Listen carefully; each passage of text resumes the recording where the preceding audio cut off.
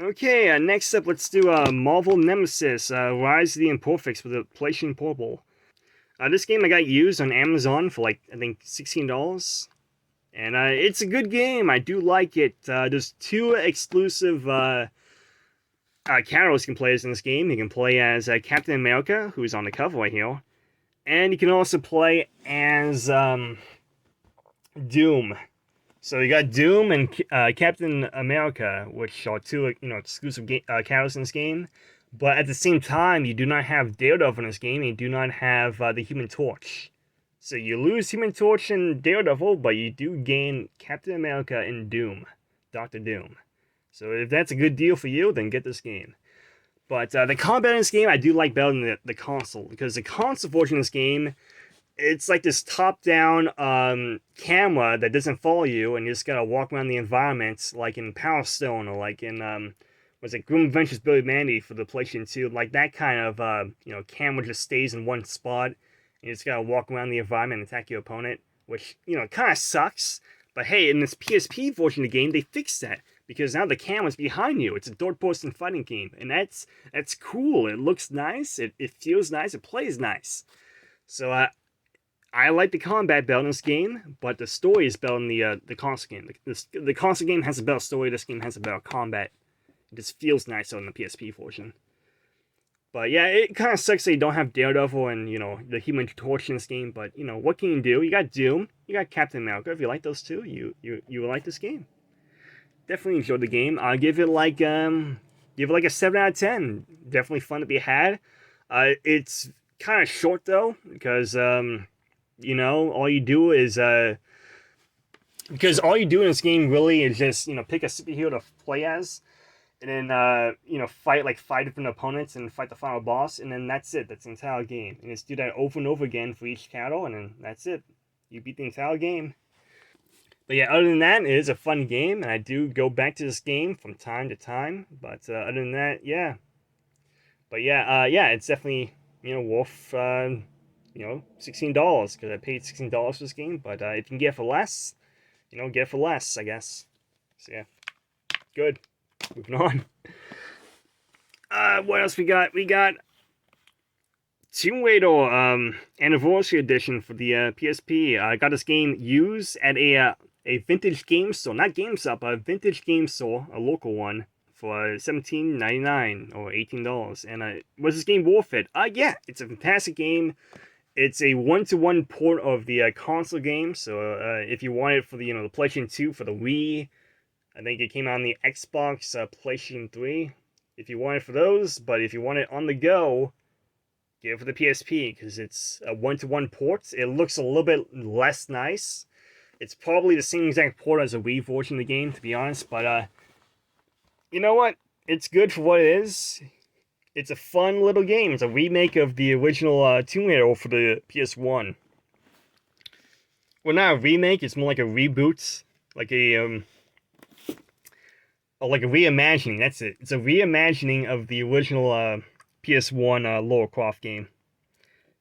But yeah, it's a very fun game. It plays similar to the PS1 Tomb Raider games, but without tank controls. So imagine Lara Croft Tomb Raider without tank controls, and that'll be this. It'll be the exact same game, kind of. But yeah, it's a good game. Give it like a 7 out of 10. And yeah, my copy of this game is kind of broken, because every time when I go past this loading screen in level like 6 of the game, my game crashes, and then it won't go back up. And then I take the game out, I clean my disc, I clean my PSP, and then I use that little tab trick, pushing down the little black tab in the PSP console, if it doesn't play UMD disc, which is a famous little technique that I invented for the how to fix your PSP if it refuses to play UMD disc. A little video that I made that is my most popular YouTube video. I don't know why it became popular. I wish my reviews, my viewing reviews and my Let's Plays became popular like that, but it didn't.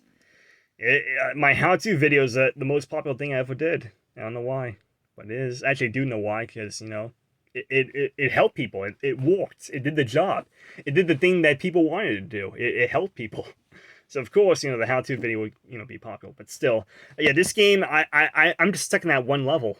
I can't beat the level, not because I suck at the game, but because the loading screen just crashes the game every single time. And I try cleaning the disc, I try putting it back in and loading it. Doesn't want to play it. Don't want to get past that loading screen. So yeah, I'm kind of stuck.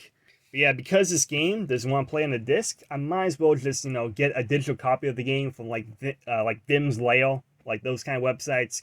Get a ROM file, then put it on my PSP and just play it digitally. So yeah, even though I can't play the disc itself now, at least I have a physical copy of the game in the case. It just it looks nice in the collection. I can still just say I own the game, because I do own the game. And yeah, 7 out of 10. Go get it if you want it. If you want it on the go, get it for the PSP. If you don't want it on the go, then get it for the PlayStation 3, where it has the best graphics, But yeah, moving on, we got the Simpsons game for the PSP. I got this game for a Christmas present from GameStop. So my mom got it for me from GameStop for like $10 for Christmas. I think this game is a port of the console version of the game. So if you had it for the PlayStation 2, you would also have it for the PSP. And I think the PlayStation 3 and Xbox 360 version of the game is a completely different game. I think the Wii and the PS2 version and the PSP version are the same exact game. But then the Xbox 360 and the PlayStation 3 version is a little bit different. And then the DS version of the game is just a completely different mess. It's a completely different game. But this game, it's good. It's decent. I give it like a 6 out of 10.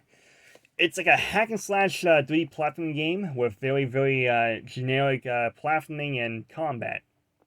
That's about it. That's all it is. It's better than the Family Guy game for the PlayStation 2, I can give you that, but it's not a masterpiece. I give it like a 6. I had some fun with this game, though.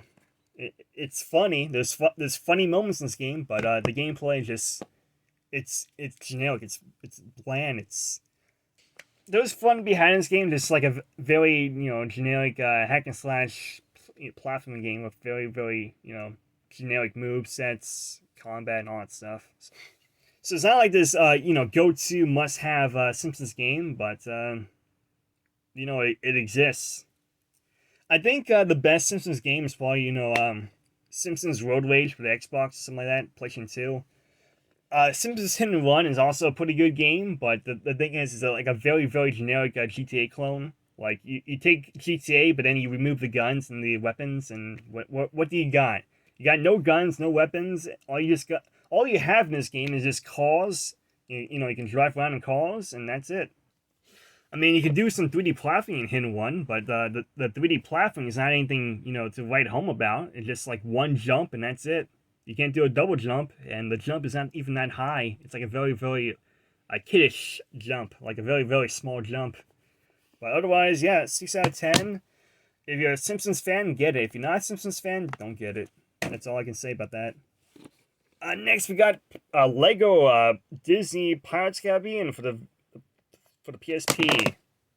I think it's the console game on the PSP. So if you like the console game, but you want it on the go, now you got it for the PSP. And is it any good? Is it anything special?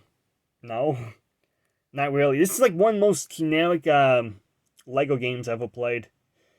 Because Pirates Caribbean, like, they're just humans, okay? They're just humans. And none of the characters actually stand out to me.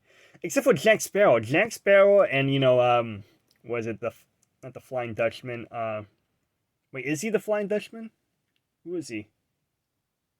Davy Jones, that's it. Davy Jones, Jack Sparrow, Blackbeard, who else? I think that's about it. Those characters, they stand out. They're recognizable. You can tell that they're supposed to be those characters. But then you got, like her, Elizabeth Swan over here, and she's just generic Lego woman, And that's most of these characters. They're just, generic human being, number 1. Generic human being, number 2. And they all pretty much play the same, so, what gives? Why would you want to play this game? I guess if you're, a die-hard Pirates of the Caribbean fan, you'll probably enjoy this game, but then again, there's a Pirates Caribbean 1 view game, there's a Pirates Caribbean 2 view game, there's a Pirates Caribbean 3 view game, Pirates of the Caribbean view games, they do exist based off the movies that do look at the movie. you don't have to play, the Lego Pirates of the Caribbean video game because there is, one-to-one movie-based video games based off, the Pirates of the Caribbean franchise that do look like the movie. They're probably not that fun. They're probably very generic, hack and slash games, but they do exist if you really want those. So, and this game's a very generic Lego game. Give it like a 5 out of 10. And I got this game for $1 brand new at a Walmart. So I think it was like around like late November, like around Black Friday, but not Black. It wasn't Black Friday, but it was like after Black Friday. There was like a sale on like video games and stuff in the clearance bin. And one of them was this game, and it was like $1 at Walmart. So I just got it for like $1, brand new. And yeah, it's an okay game. Give it like a 5 out of 10. It's not like a fun game. It's just very, very generic, very bland, and you have to be in the mood to play it. But yeah, it's okay. 5 out of 10.